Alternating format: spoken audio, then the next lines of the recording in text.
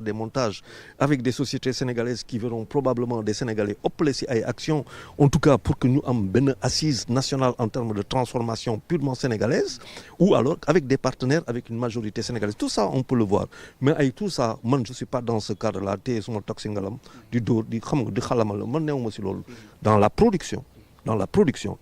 bu affaire bi woon na on fait 1,6 million tonnes mais on est incapable de l'absorber de la transformer. C'est ça le vrai problème. Et quand là, dans le Sénégal, on aime être là, moi, je suis désolé, moi, je suis pas là pour ça, quoi. am na solo comme ni ma ko waxee moom chaque jour day bëgg ci wax di wax ci loo xamante ni ku ci nekk da siy jëlee jàngat par rapport ak loolu dañu gis tamit fële ca assemblée nationale ñu gis ki nga xamante ni mooy El Malick Ndiaye oto yi nga xamante ni diggoon na ko ñenn ay député yi nekk fële ci assemblée nationale gis nañ jot na am ñenn ci ay député yoo xamante ni jot nañ seen ay oto ak fu réew mi toll ñu bëri ñuy commencé di critiquer naan du yoon. ñuy jox ñi nga xamante ni ay député lañ te actuellement ñooñu am nañ xaalis te jàpp nañu réew mi gafaka réew mi instant dafa suuxe lool.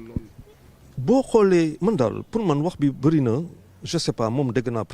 président assemblée nationale wax na ci day baax mu leeral on a 165 députés comme lu mu ko waxee daal 165 députés mooy 165 oto du dëgg 165 oto léegi nag da ngay xool président assemblée nationale ban standing la oto lay am président groupe parlementaire yan oto la ñuy am est-ce que c'est la même voiture pour tout le monde wala en fonction de président de l'assemblée nationale président du groupe parlementaire président de commission ngeen am seen oto tout compte fait ci 165 voitures yoo xamante ne da nga koy commandé est-ce que oto yooyu yëpp ñëw nañu Sénégal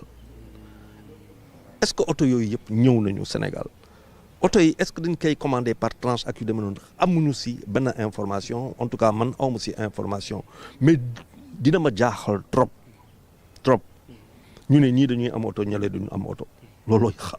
kan mënu ko xalaat xam nga loolu mënul ne léegi nag est-ce que oto yu ñuy jënd méngoo na ak situation réew bi fu mu toll nii nga xam ne réew bi weer bu nekk war nga am 800 et quelques millions pour nga fay ñu ngay fay fii Sénégal maanaam lépp loo xamante ne mooy la fonction tout ce qui est agent de l'État nga war a fay lu ñuy wax retraités yi nga war a jox bourse étudiants yi nga war a def fonctionnement de l'État ba pare war a fay bor boo xamante ne biir réew bi la ak bor boo bu nekk à l'étranger moo de à peu près 800 et quelques milliards 810 milliards donc loolu mooy wax ji est-ce que loolu nag yow mën nga fi téye ay auto de 50 millions 60 millions ak ay di ko dawal te nit ñi yaa ngi wax yu demee est-ce que Sénégal antan nañ ko loolu xalaat la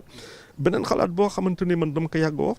c'est vrai que assemblée dafa am lu muy doxalee c'est des appels d'offres qui sont faits au point de vue national je ne sais pas est-ce que c'est ouvert aussi à l'international mais man mënu ma nangu réew bu mel ni suñu réew may gis ay réew yoo xamante ne seen oto yu ñuy produire la ñuy dawal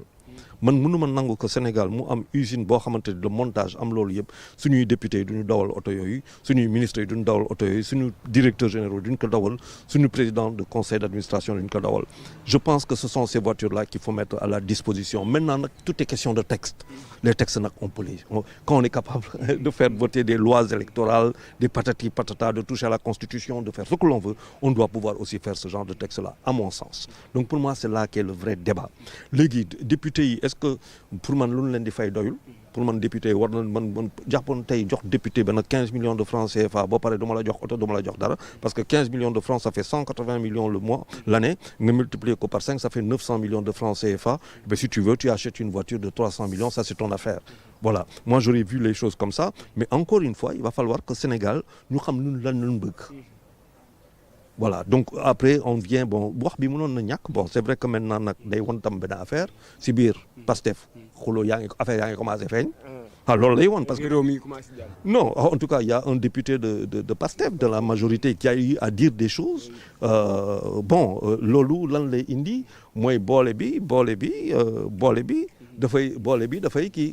bi dafay bëri donc ñu ngi nekk ci jamono boo xam ni loolu lañ bëggoon ne bon voilà donc le Sénégal va aller dans une situation de côté boobu nga nekk dafa am solo muy y a un député boo xamante ni ci biir Pastef la bokk génn moom it wax dafa mel ni dafa réeroo daal muy commencé di. bon ça veut dire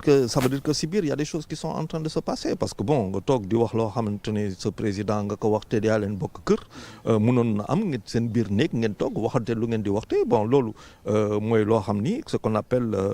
quand même dafa am cohérence dafa am kii de parti ah il y a des choses dafa am ligne de parti dafa am loo xamante ni ligne de parti la on a vu un ministre de la République pour ne pas le citer muy Déthié Fall dans le cadre de son parti mu séparé wu de quelqu'un boo xamante ni qui s'appelle docteur Ibrahima Ndiaye enseignant parce que ne ko bon parce que lu nga wax nii si déclaration bu nga def si rajo ba àndul ak loo xamante ne moo am suma parti donc ñu départ xam nga donc quelque part bon maintenant day wane rek que dans le parti bon.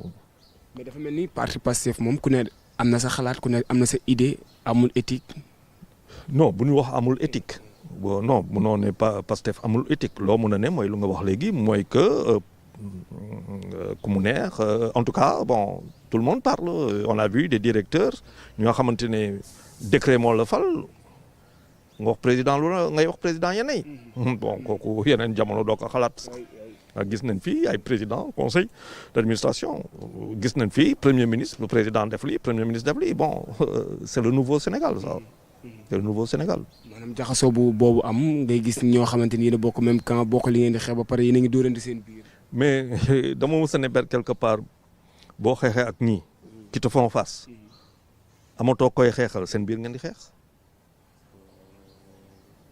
kon da nga gis ni Pastef amatul ku mu xeexal ñoom seen biir rek ñoo mën a. mais Pastef Pastef ça veut dire une opposition boo xam ne quoi qu'on dise elle est républicaine parce que dans cette opposition ñu bëri dañu mës a assumer ay parti dañu mës a assumer ay responsabilités dans le pouvoir au sein de l'État donc cette démarche politique bokkul donc aujourd'hui le plus grand et ça le premier ministre a dit le plus grand adversaire de Pastef c'est Pastef lui-même mais nag bon Pastef c'est beaucoup de jeunes c'est toute une culture boo xamante ne c'est pas notre culture à nous boo waxee ñu ne la Charles boo demee sans limite bu ñu paree sans limite nga teg kii nga am bu amee 1000 ñoo xamante ne dañuy commenter mais il y a 95% dañu may toog di ma saaga mais ça c'est le nouveau Sénégal c'est ça le Sénégal d'aujourd'hui. c'est vrai muy saaga yi nga xamante ni ñu ngi ko def ci réseau yi. c'est ça le Sénégal d'aujourd'hui liggéeyuma ko. kon dafa mel ni comme ni nga ko waxee da nga gis beneen nouveau Sénégal nouveau type de sénégalais boo xamante ni ci réseaux sociaux bi la ñuy nekk moom la ñuy xëy def ko seen liggéey amuñu beneen liggéey lu dul toog di saaga wala. mënuma wax loolu mais il est évident que quelque part il y a une faillite c'est au niveau kooku nag dafa gën a xóot kooku c'est socio-culturel. Une faillite de notre société kooku am na léegi ñun ñoo waroon def liggéey boo xam ni bu am solo la kooku day commencer depuis 1973 il faut aller à 1973 avec la sécheresse avec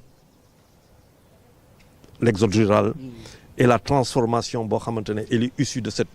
exode rural loolu nag de cet exode waaw loolu nag foofu nga mën a analyser lu bëri mais comme ñun mosuñu toog di analyser yenn yi duñ koy def ci biir salon yi wala yenn intellectuels yi mais le Sénégal mosul taxaw ci kaw yooyu pour indi loolu après naturellement il y a eu des problèmes sociaux après c'est l'éducation la faillite de l'éducation sénégalaise la formation sénégalaise qui est absente le rêve qui n'est pas là tout devient cauchemar bon xale nit ñi ku nekk lu nga xam ngay tari te Sénégal tey loolu lay tari